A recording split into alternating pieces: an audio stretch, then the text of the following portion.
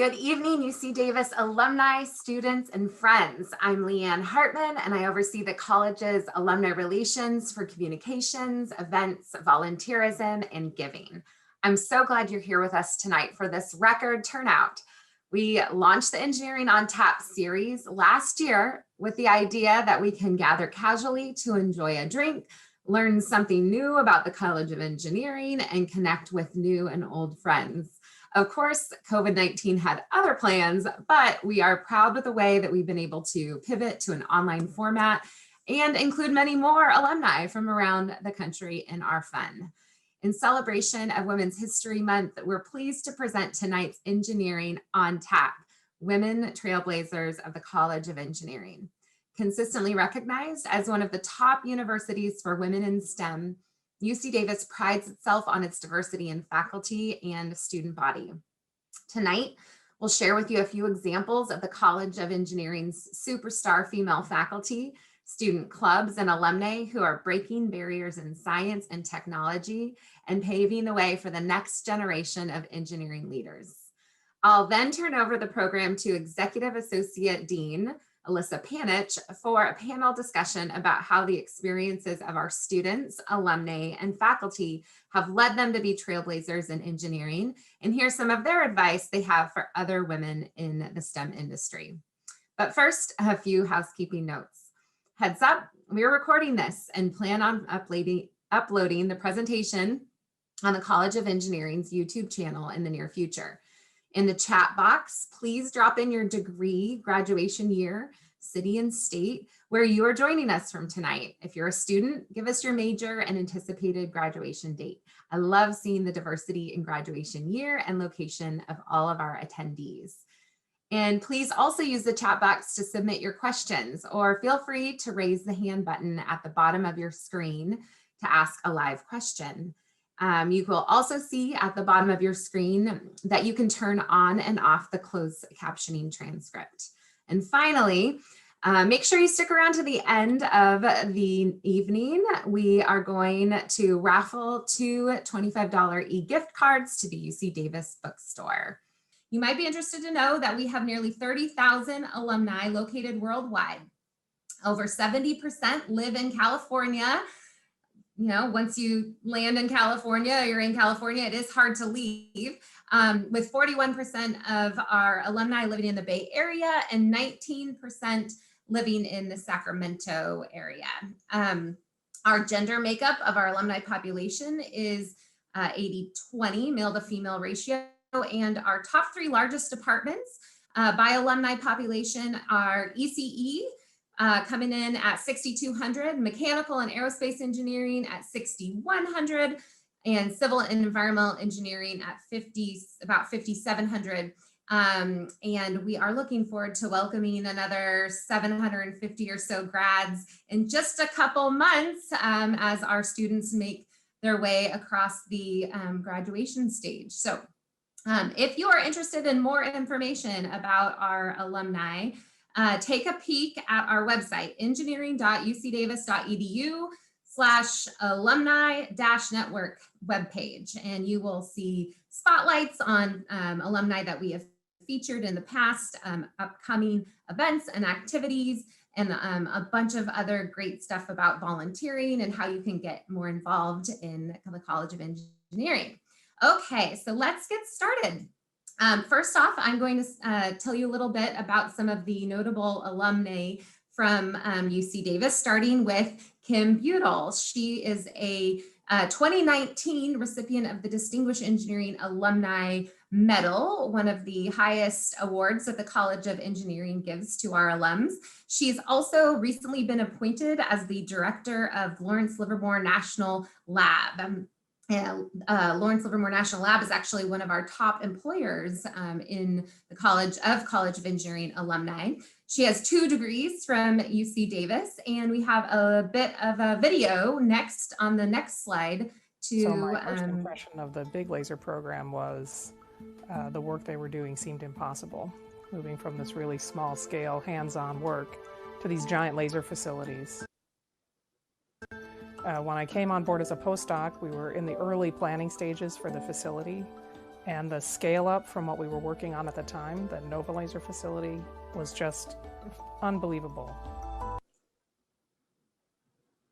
So that's a little bit about Kim and her big job leading all of Lawrence Livermore National Lab. You may know that Diane Bryant is a graduate of the Electrical Engineering Department, 1985. She serves on the Board of Advisors of the Chancellor, as well as the Dean's Executive Committee. She is most notable for a woman to watch in 2021. She spent over 30 years in different roles at Intel, and then now she leads a company out of Southern California. And Diane actually just gave the naming gift for one of our top priorities in the college, the Engineering Student Design Center, our renovation and expansion of what many may know as the Design Center, the Shop, or the Fab Lab. She gave a naming gift, and that is set to open in fall of 2022.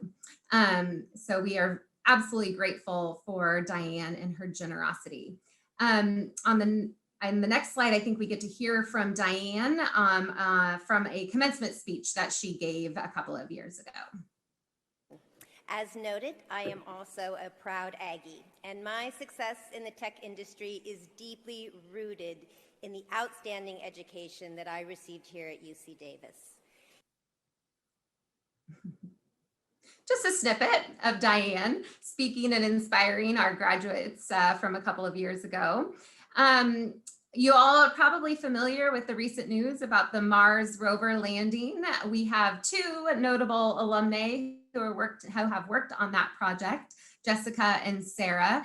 And then I also want to note Cynthia Murphy Ortega, who is a longtime Dean's Executive Committee member, but she oversees all university partnerships for Chevron. So if you remember Chevron having a presence on campus when you were a student, or if you're a student now and you see Chevron, it's mostly due to Cynthia Murphy Ortega's partnerships and the investment of over $500,000 into the College of Engineering every year that goes to student clubs, funds scholarships, and faculty research.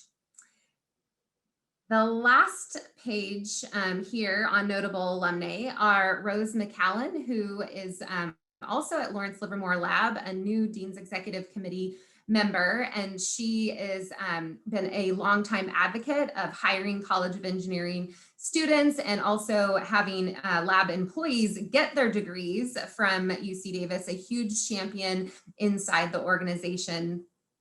Deb Frankie, she was for about 6 years, she worked as one of the research directors, actually the only female research director in the NSA. And then she is now working for the Department of Energy as the security director for the Oak Ridge National Lab. And then if you care anything about women's basketball, maybe you saw that the UC Davis Aggies women team went to the big dance this year. Unfortunately, they were knocked out in an early round. But a few years ago, biomedical engineering graduate Morgan Birch was also playing for the Ags. And now you can catch her on the women's NBA Connecticut Sun basketball team. So that's kind of a fun one to mention. So moving on to some of our faculty, Cheney Choi is a leading researcher in the area of communications networks in the Department of Electrical and Computer Engineering. She's actually the first female endowed professor holder of the Mike and Renee Child Family Endowed Professor. Her research interests are in real-time data analytics, focusing on problems from IP backbones, massive online social platforms, and connected vehicle streams to the emerging wave of wearable devices. I've got my Fitbit on tonight. Jennifer Curtis, you may know, she was our dean for 5 years and the first female dean of the College of Engineering. This year, she's on sabbatical and plans to return in early 2022 to be a researcher and a member of our faculty in the Chemical Engineering Department. And Maureen is a professor who investigates pathways to repurposing food and livestock waste, as well as developing biological systems to treat wastewater. When she's not on campus, she is spending her time mentoring and encouraging young women in developing countries to focus on their education. And then finally, I have to give a shout out to 3 of our fearless leaders in our departments. We have 3 of our 8 departments who are being led by female department chairs, chemical engineering with Tanya Kuhl, mechanical and aerospace engineering with Christina Davis, and material science and engineering, Yayoi Takamura.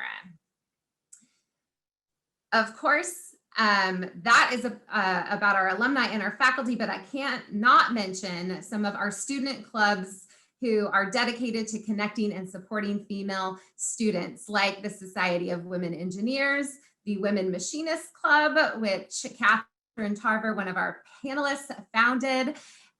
We also have the Club of Future Female Electrical Engineers, coffee on the next slide, Women in Transportation Studies, that spans a number of different departments and disciplines on campus and is closely related to the Institute for Transportation Studies.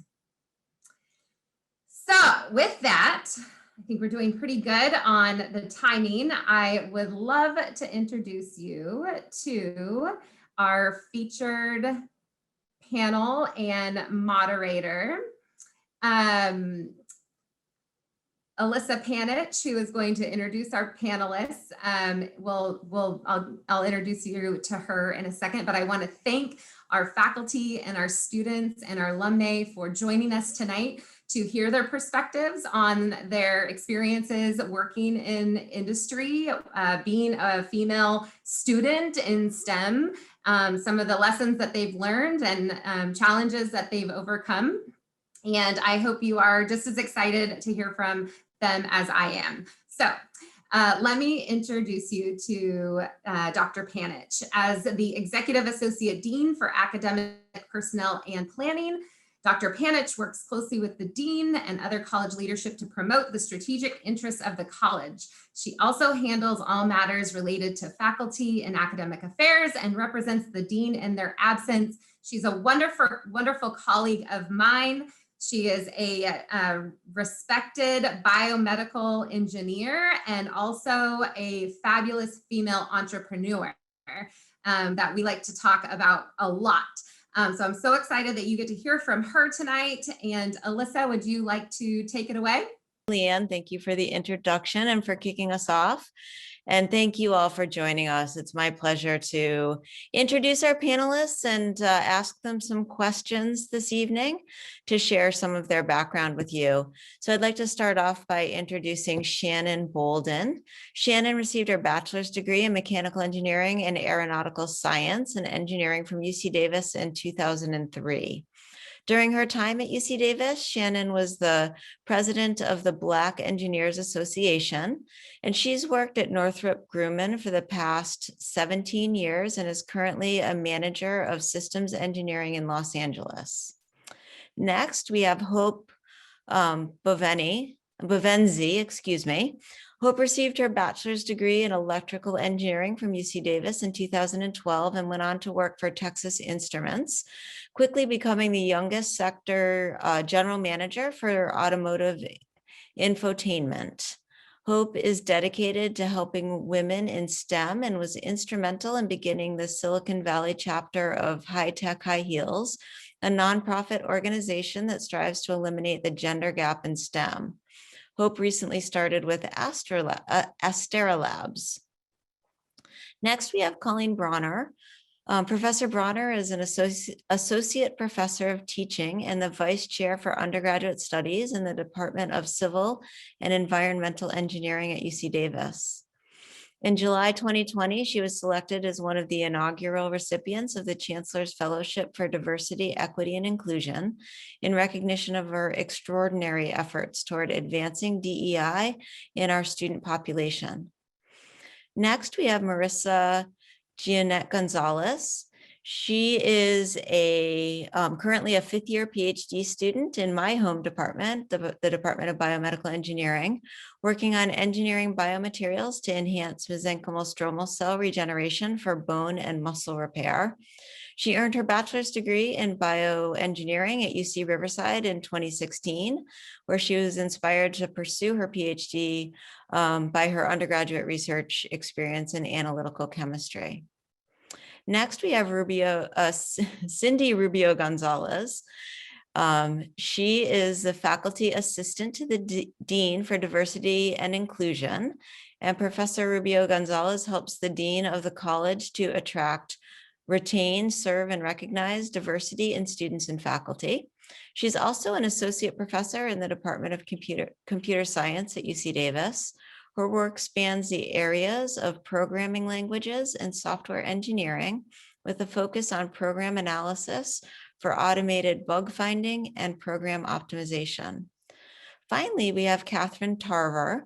Catherine's a fourth-year biological systems engineering major at UC Davis and founder of the UC Davis Women's Machinist Club, the first collegiate organization dedicated to making fabrication experience more accessible to people of all genders. Catherine is a Regent Scholar, a member of the UC Davis University Honors Program, and a construction lead of the Bolivia team of the UC Davis Engineers Without Borders. She currently interns at Monarch Tractor, a Bay Area startup developing the world's first electronic driver optional tractor. So with that, I think you've heard enough from me. I'd like to start with some questions for our panelists. And I'll start with the first question, which is, what has your journey in STEM been? Please tell us about your experiences prior to college, in higher education, and if applicable, afterwards. Catherine, can I start with you? Thank you. Thanks for having me tonight. I'm Catherine. I use she, her pronouns. And if you had told me when I was in 6th grade that I was going to become an engineer, I would have said you had the wrong person. I was actually scared of engineering and computers for a long time. When I was a kid, I had arthritis in my neck, which made it very difficult to sit in front of a computer for long periods of time, which also meant that I developed the conviction that I was actually bad at computers. What really changed everything for me was I took part in a program in 7th grade called Tech Bridge. It's a program meant to interest young girls in engineering. They had us soldering on our first day, which it is wild to me that they gave a bunch of 7th graders soldering irons, but I'm still using them in my job. Those are the skills. And I realized it was the most fun I'd ever had. I wanted to do it again. So when I got to high school, I took part of the engineering program there. They taught us how to CAD, they taught us how to build robots. Again, I realized this is more fun than any of my other classes. So I knew that I wanted to work kind of in the environmental field, but I also really liked engineering. So when I applied to Davis, I realized that there was a major called biological systems engineering that did both of those things, and also farming. And I had spent a lot of my young life at Ardenwood Farm, a local historic farm.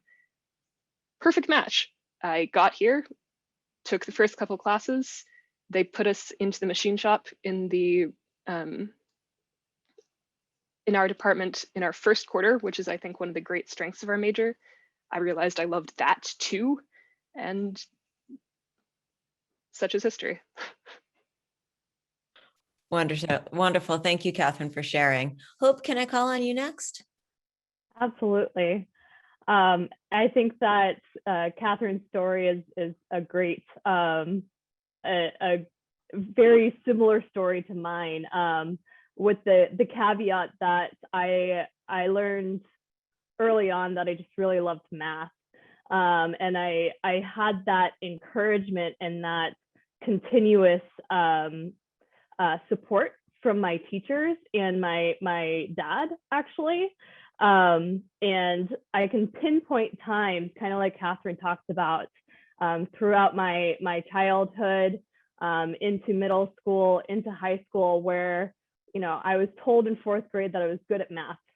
I was told in 7th grade again that I was good at math. I was told in 8th grade that I'm good at science. In high school, I had a really great physics teacher who also encouraged me and really helped me find my home in my favorite science, which was physics. And it really helped me decide that engineering, the application of physics, was the right route for me.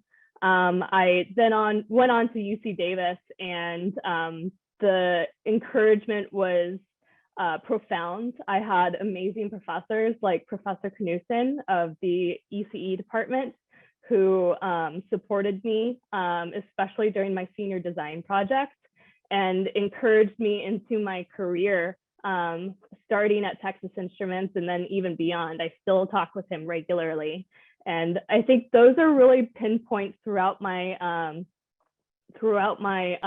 life that helped encourage me to go into engineering, specifically electrical engineering, and then helped me stay in electrical engineering. So that's my story. Wonderful. Thanks so much for sharing, Hope. Shannon, can I call on you? Yeah, absolutely. I think just as like Hope and Catherine have mentioned, I had someone also when I was younger who really encouraged me in it, and it was my 4th grade teacher. And she taught me a pre-calculus math problem, and I was kind of hooked on math and loved it. But I also, to date myself a little bit, loved and fell in love with the movie Top Gun. And that was like a game changer for me. And I originally wanted to fly fighter jets. And someone told me that they didn't allow girls to do that. And instead of pushing back, I was like, all right, fine. If I can't fly them, I'll make them. And so that's exactly what ended up happening. I came across doing a research project for, like, I think it was John Adams, just happened to come across an airplane in the encyclopedia. And they said the maker of airplanes are aeronautical engineers. And I was like, yes, that's exactly what I wanted to be. And so I've been hooked on that. And that was about 6th grade. And I've told everyone, I even have a childhood friend, she talks about it all the time. Like, you told me back then that you were going to be an aeronautical engineer. And I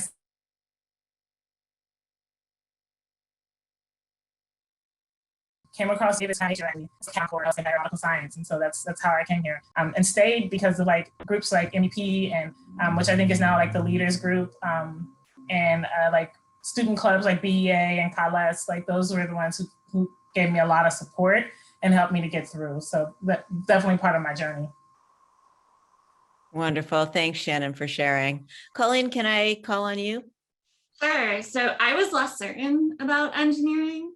I went into it same kind of doing well in math and science, but I also really liked English and history. And so it was the practical reasons that drew me to engineering. In terms, I was the oldest of 3 kids in my household. And so I was trying to figure out, how do I go for school for the least amount of money and have a job that's really secure when I'm coming out? And so those were some of my things. I wanted job security. My dad had been in construction. I'd seen the ups and downs for the economy. And so I went into it, and what kind of threw the balance was my grandmother, who didn't go to college, always mentioned that she would have been an industrial engineer if she was able to go to college. So I went into industrial engineering, decided I did not like industrial engineering, switched into environmental engineering because I'd already kind of had that, I wanted to change the world, I still do, attitude. And I was in it for 2 years and I really didn't like it. I wasn't enjoying my engineering courses. I always took courses outside of engineering, which I used to call my sanity courses, in poli-sci, philosophy, feminist theory, law. And so after 2 years, I was thinking, this isn't for me. And I wasn't really connecting with as many folks. I was working on my own. I was in classes where there's sometimes 5 women in 100 students. And I just didn't feel like I belonged. And then the Japanese government had this study abroad program for scientists and engineers, and they were paying for you and giving you a stipend to go to Japan for a year and learn about STEM in Japan. And so I went, oh, well, this sounds cool. I'll stay in engineering 1 more year so I can go to this program. And when I came back, I ended up being in a different class of the environmental engineering program, which it was pretty small, but half were women now, and as opposed to when I was the only woman in the program. And it was a different cohort, it was a different sense. And I found that balance really helped me stay in it. And then I ended up going to law school, or deciding whether I was going to go to law school or grad school. And I decided to go to grad school in engineering. And I went to a program where there was more female faculty. There had been only one in my other program, and seeing different women who were balancing families, and that helped inspire me to stay in it, and their careers, and going off to National Science Foundation and doing all these amazing things, and figuring out what balance worked for them. And so I stayed there. I struggled still in grad school. And so as someone who I have generalized anxiety disorder, and a lot of grad school, a lot of engineering culture, academic culture also makes anxiety a lot worse. And so that was hard for me as a female, thinking about terms of, I knew there were stereotypes. And so for my STEM journey, part of it was starting to focus on what is the stereotype and how do you break that? Because I was afraid of being observed. I'd seen the emotional female. And so for my STEM journey, it was really starting to be comfortable with myself in STEM and being myself, and not trying to be something else as what was perceived as acceptable behavior in STEM. And so I found that to be really helpful. And then lastly, as a faculty, I went from being the only female faculty, engineering female faculty in my college, to coming to UC Davis at a different institution, to coming to UC Davis where there about a third of the faculty in my department are women. And it is so different from being the one that all students came to for certain questions to now I don't have to think about, that's not necessarily part of my identity. It is, but it's not a major thing I'm thinking about every day when I come into work, because I'm just seen as one of many women. There's a variety, we all have a variety of personalities and identities. And so that has been really rewarding.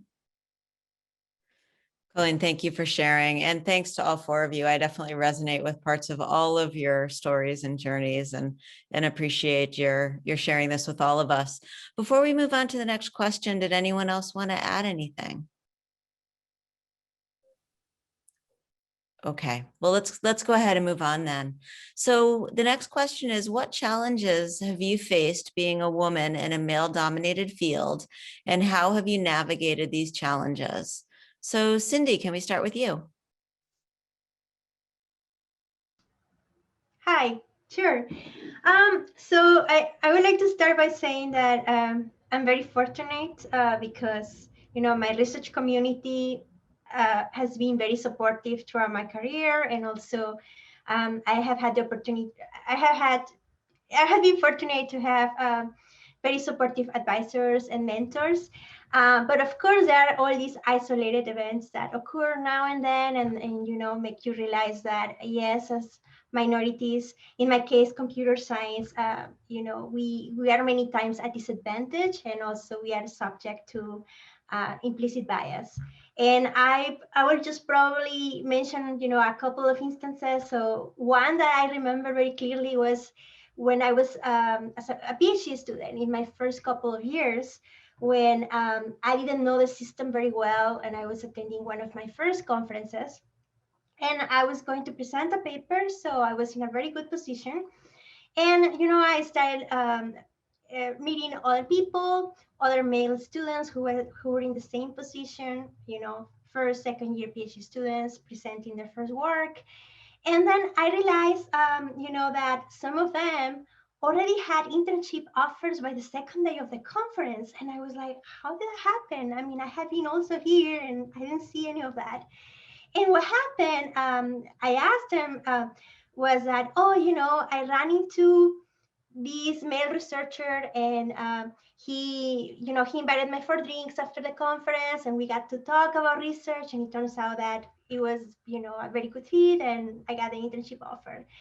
And I always kept thinking, well, you know, there are many variables in the situation, but if, you know, I was in that situation, it would have been kind of uncomfortable, right? To be asked for drinks if you don't know the person. So that was the first instance where I noticed that there was a difference, right?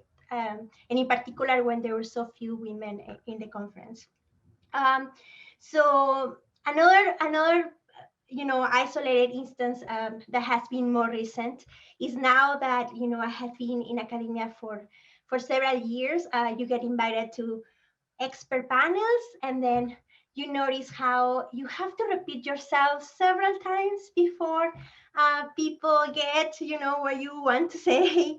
And then you switch to another track and you see that, a senior male colleague is also making the same points and everyone immediately agrees. So that is hard to, to not notice. And finally, another challenge I feel is, being recognized for your achievements. I have been very fortunate to receive awards during my career, but there was this one event where the presenter in this award ceremony, introduced all the awardees, giving the highlights of their work. And for me, the highlight was, very impressive given that she's a woman. And that, I think, was meant to be a compliment, but, that was just not good. So how to navigate this, I think it's also related to, I don't want to generalize, right? But I would say that knowing the system helps a lot, and having role models. As a grad student, creating a network that supports you is very, very important. So that helped me navigate how the system works and, how to be included. And everything else, I just feel that, you just need to not give up and, make your voice heard. Yeah. Thank you. Thank you, Cindy. Marissa, can I turn to you next? Sure. Yeah. So I actually have a kind of like a jumping off point from what Cindy was saying, where kind of the challenge that I think I faced was just finding those female mentors and colleagues, and actually just acknowledging like how important they were in having them. So I did my undergrad research in a chemistry lab, and it was very male dominated. And I thought like, that's fine. And, they were very good mentors of graduate students, and they were great to work with. But when I went to Davis, I actually started in a lab that was mainly female. And so it was just a very big like culture change. And I didn't really realize what I was missing until like I got that. And I was able to see all of these very like strong, intelligent women who weren't afraid to like voice their ideas and opinions. And it just made me, I think, be able to become a more confident, person. Because, once you see someone who looks like you in that position, I feel like it's easier for you to get there. It's also was just awesome to see like women, being unapologetically themselves. Like, they were still women. It was like an environment where it didn't matter what interests you had, if they were like maybe too girly or anything. Like, we weren't going to like judge you for that or think less of you as a scientist for that, compared to maybe like a more male dominated space that would happen. So I really liked that. And then I think it also, I realized how important it was just for kind of those things that happen that I think Cindy alluded to, where like, maybe someone talks over you, or maybe someone kind of, a man kind of gets more credit than you maybe deserve. It's good to have that cohort of women in your space who will like speak up for you. And like, maybe if you don't even notice it happening, that's also happened, where I'll pull someone aside and be like, hey, did this happen this way? Like, do you feel okay about this? So I think it's really good to have that. And I think that was one challenge, is just kind of me realizing that, oh, I do really like this, and I do need this to become, successful. Yeah, so that's kind of the challenge that I face. And yeah, like I said, the kind of resolution to that was just having more female colleagues. Thank you, Marissa, for sharing. Shannon, can I turn to you? Yeah, so I work in the aerospace industry, which is very male dominated, which coming out of Davis was actually a shock. My class was small, but it was still a lot of women in it. So I wasn't quite used to being the only person in meetings. And so it took a lot for me to navigate. It was definitely a hard couple of years. But one of the things that I use a lot is just building that connection. So sometimes I will do one-on-one meetings with folks to build that connection. I think it's the same kind of concept with, we kind of laughed about it, I think yesterday, like men a lot of times go golfing, it's kind of a stereotype or whatnot.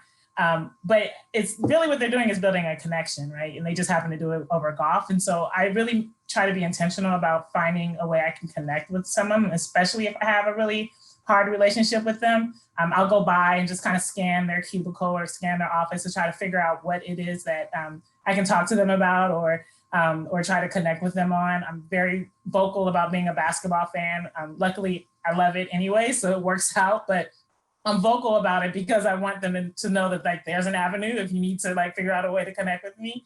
I can always talk about basketball with you. That's perfectly fine.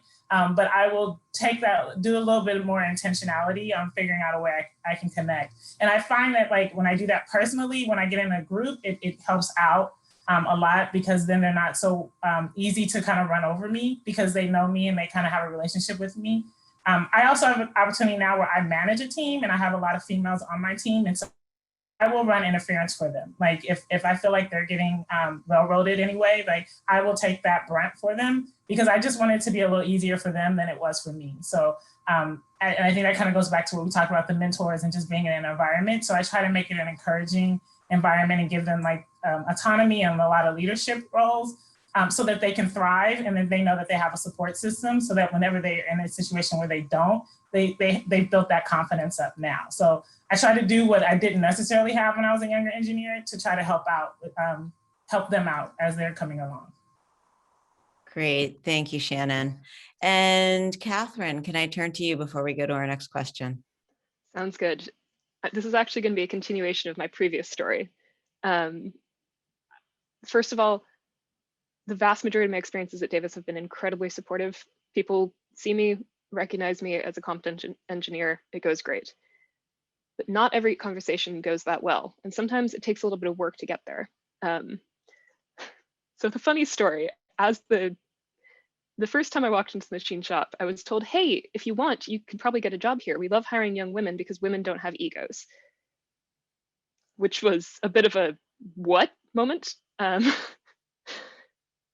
So it actually worked out really well for me because my attitude was, okay, I'm going to prove to you that women do have egos. I am going to work here. So I came back the next quarter. I was like, hey, I loved working in here. This was amazing. Do you have a job for me potentially? And they said, no, come back next quarter. And so I did that. And I said, hey, do you have a job for me? And they said, not yet, come back next quarter. So I came back the next quarter. Do you have a job for me? Not yet. I came back the next quarter just to drop in that time because it was the beginning of my sophomore year and I didn't actually have a lot of time in my schedule. And they said, hey, Catherine, it's great to see you. We have a job for you. Great, okay. So I signed up and started learning skills and it was absolutely amazing. My supervisor is just the most wonderful man out there. He's a fantastic mentor, very supportive.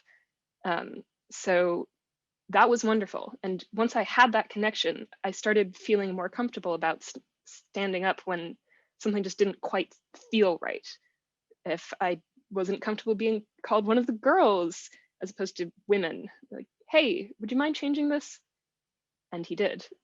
And other people in the shop did too, because I think a lot of it is just that there's a culture that exists that people don't necessarily recognize isn't as conducive to women being in STEM as it could be.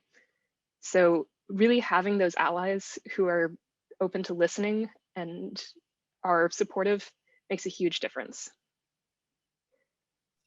There were still challenges. I'm sorry, I'm not done yet. There's more to the story.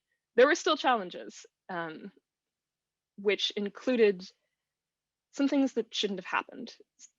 And I had to reach out to other people for help. So what was really helpful for me was that first, I believed in my own experiences. I said, this thing that is happening to me, I do not deserve. I deserve better. I then reached out to my peers and my mentors and said, hey, could you help me here? I am in this situation that I'm not cool with. And they were wonderful. They validated my frustration. They helped me find resources. They were there for me. But really what made the difference is standing up for myself, saying this is not okay. We need to change this. And then refusing to be a bystander when that kind of thing happened to other people. This is what motivated me to form the Women Machinists Club. I wanted to make sure that every person had the opportunity to work with their hands. I think it's the most fun in the world. I love my time in the shop. I love my mentors there. And I want everyone to have that opportunity. So really changing the culture, making this something accessible to everyone is really important to me.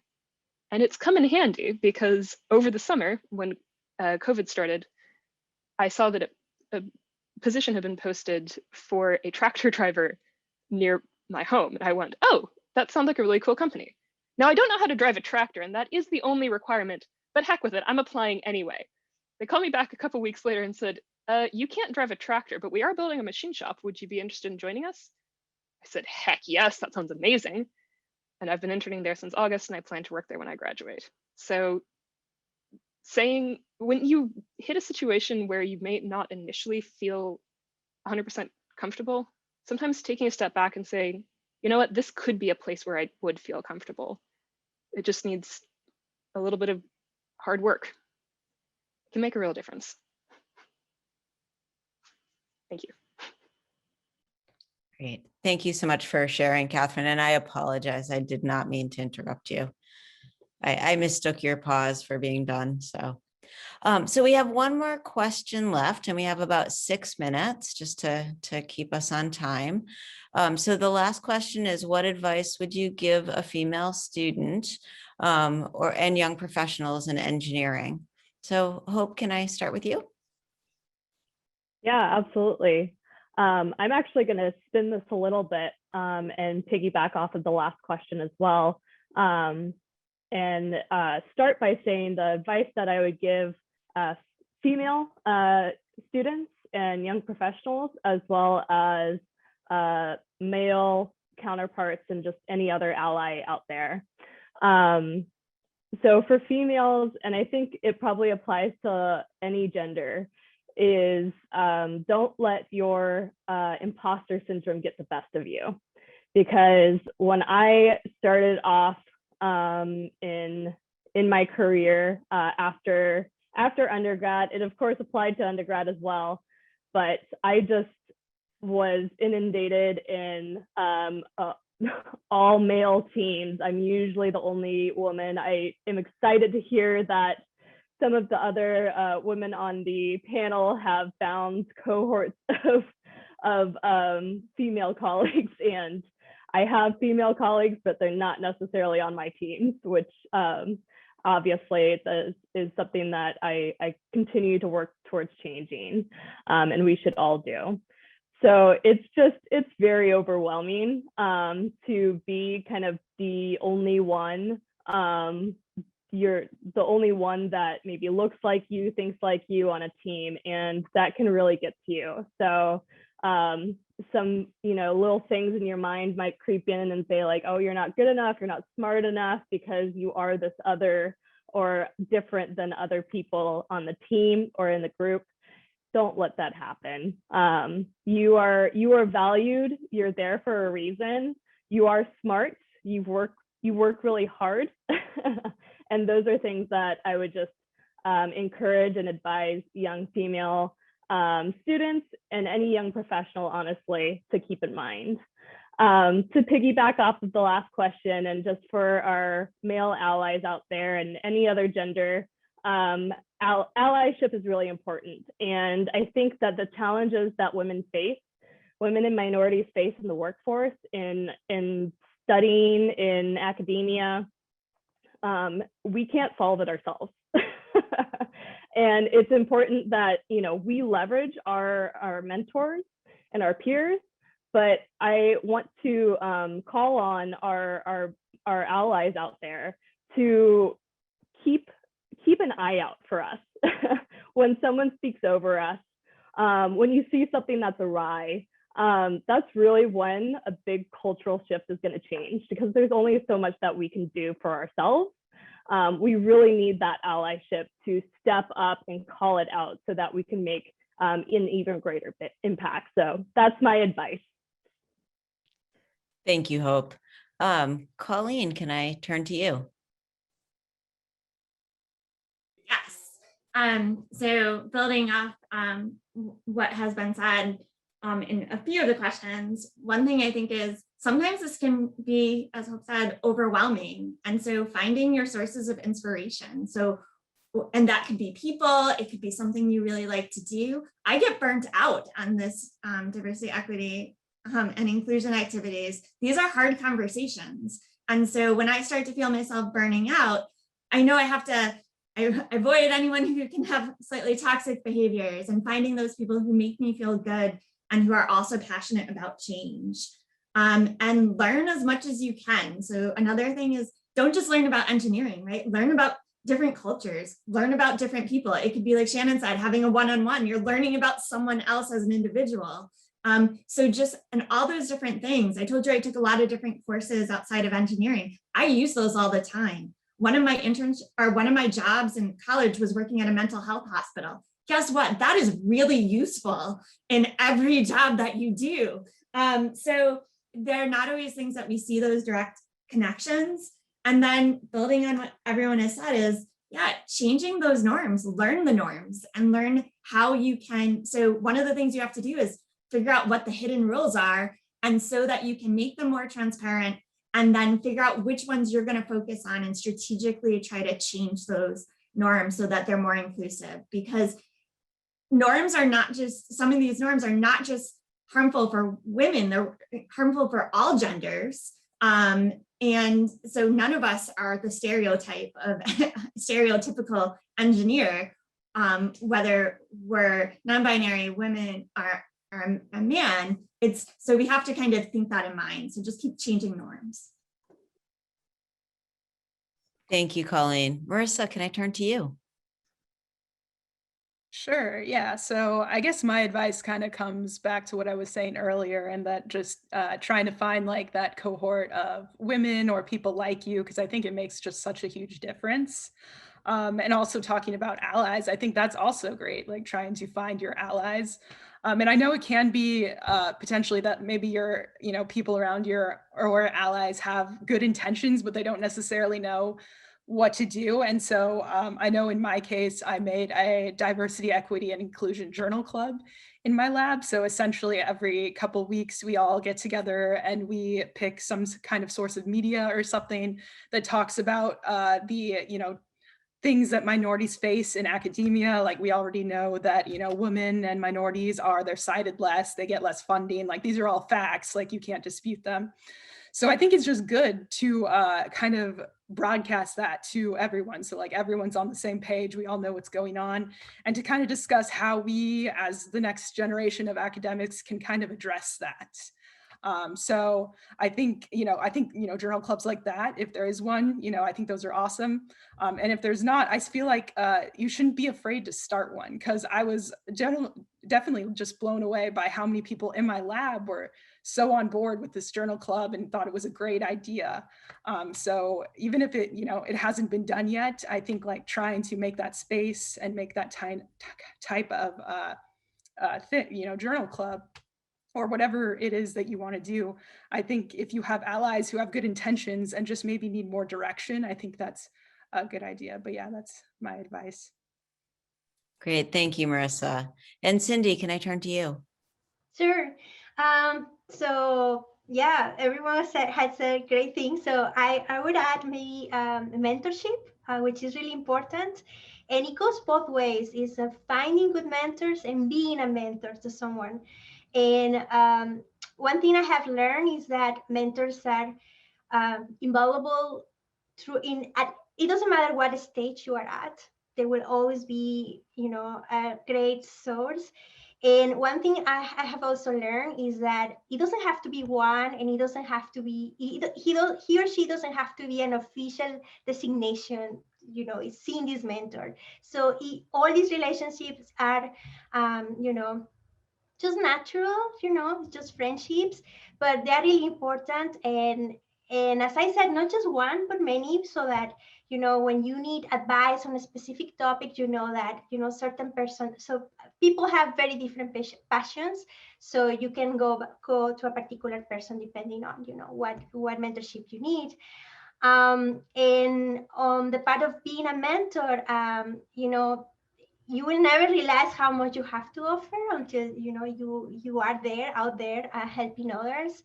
Sometimes we just think that but I don't have that much experience. But once you are paired with people who are a couple of years behind you, or they have less experience, you will be surprised of how much you can give. My first experience doing that was in grad school when I created a mentorship program, pairing undergrads and graduate students, and it was a really, really great experience. And I think it works at all stages, as I said before. Thank you. Great. Thank you, Cindy. And just before we wrap up here, I wanted to give everyone a chance to maybe say what really excites you about engineering or being an engineer. So Shannon, can I start with you? It's still problem solving. I love being able to figure out a complex problem when we're all kind of working together to get there. Also, I love encouraging younger women and people of color in engineering right now. That's a passion of mine, is just getting them involved in STEM. Letting them know if I did it, they could do it, because I'm not that special. So it's not as hard as it may seem. And so that's one of the things that has really been pushing me lately, is just encouraging and getting involved and pulling them through. Great, thank you. And Colleen? So I get really excited by the complexity of engineering and how it interacts with the technical and the social, especially in terms of how we use engineering and think about engineering design thinking in terms of an equity lens. Great. Thank you, Colleen. Hope?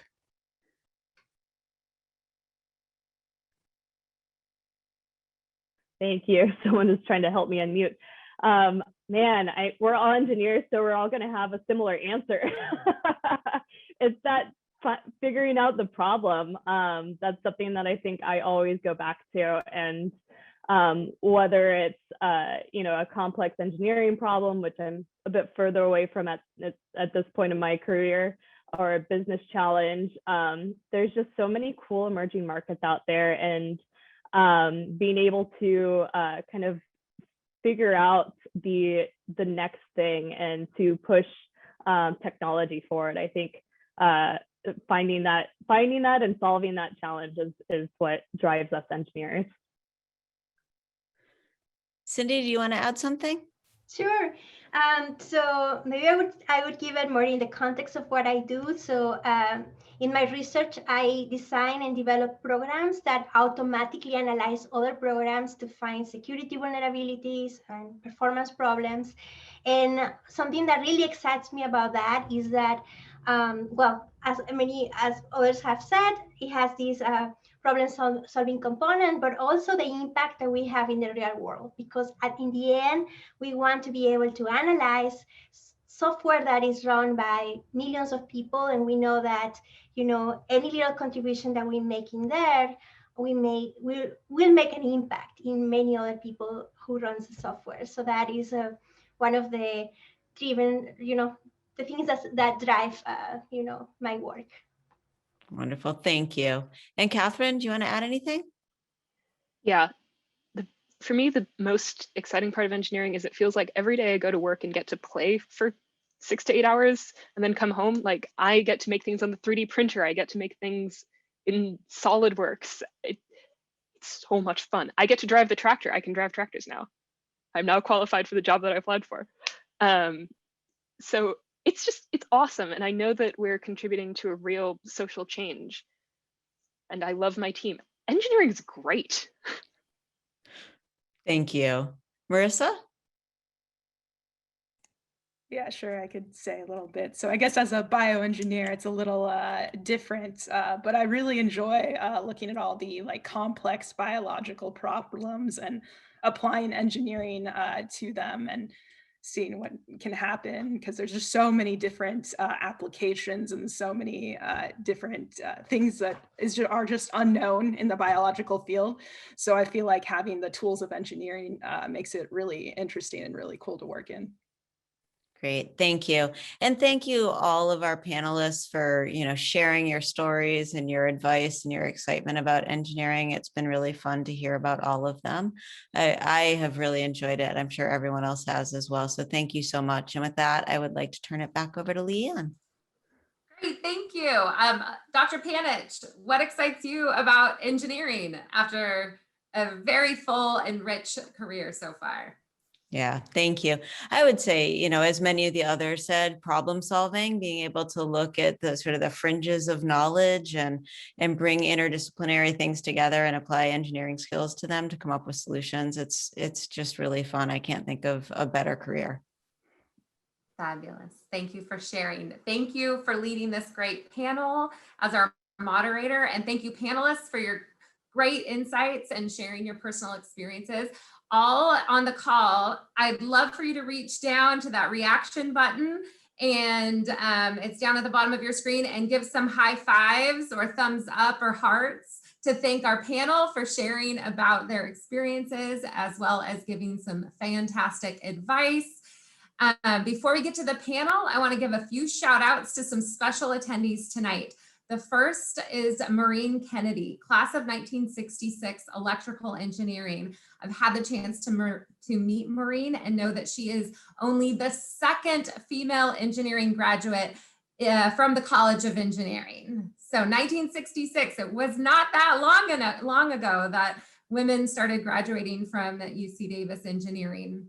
I want to give a special thanks to the men on the call tonight for being here, leaning into this conversation and supporting an inclusive environment in your work community, or pulling on some of the women that you work with and for mentoring and promotional opportunities.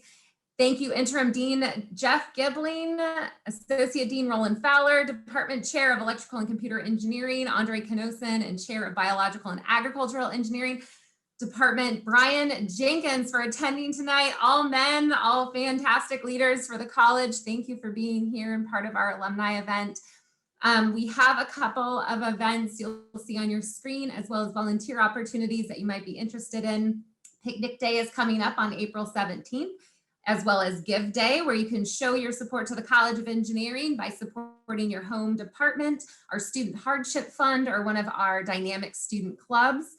giveday.ucdavis.edu is the website. If you're interested and willing to help evaluate our student projects, in June, we'll need evaluators for Engineering 3 and Design Showcase.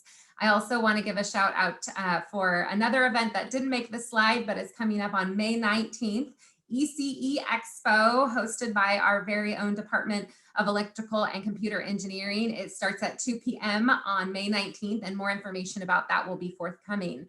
With that, thanks again, Francesca, our fantastic event planner. Will you take it away on the raffle tonight? Yes, so we have 3 winners. $25 gift card to the UC Davis bookstore. Congratulations, Harland. You will receive an email with that. Does everybody see the wheel? Sorry about, okay, good. I've had some challenges with that, but okay, next one. Here we go.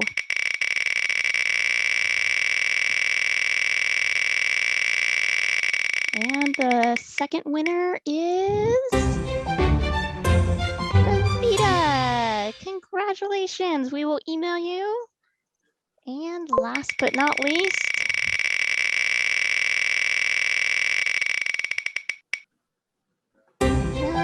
Michelle. Congratulations to our 3 winners. We will email you with the electronic gift card to the UC Davis bookstore. Thank you. Thanks everyone for joining us, and have a wonderful evening. Good night and go Ags.